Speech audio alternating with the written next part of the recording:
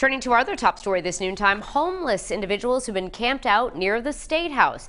They cannot be kicked out just yet after a judge has said he's going to need time to review an amended complaint in court this morning. That complaint was actually filed yesterday by attorneys representing the roughly 24 homeless individuals who've been in these tents outside of the State House. Reporter Alexandra Leslie is live at Superior Court now with what is going to happen next. Alex?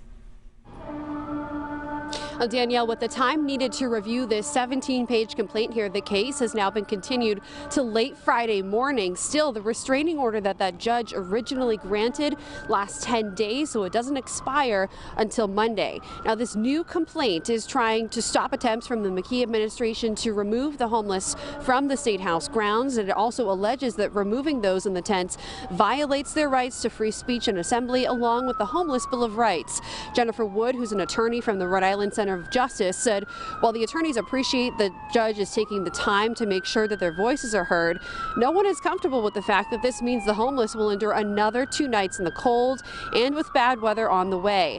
Senator Cynthia Mendez, who spent 16 nights camping outside the State House last winter to bring attention to the homelessness crisis, was critical of the McKee administration outside of court as well.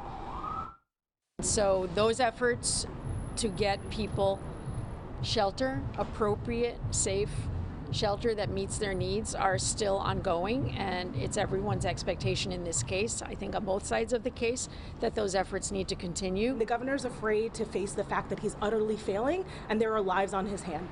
People will die.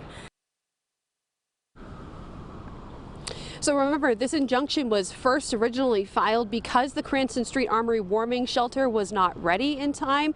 Now that we have not heard from the governor's office just yet if a vendor has been selected, but vendors had until tomorrow to submit their proposals on that. For now, reporting live in Providence, Alexandra Leslie, 12 News.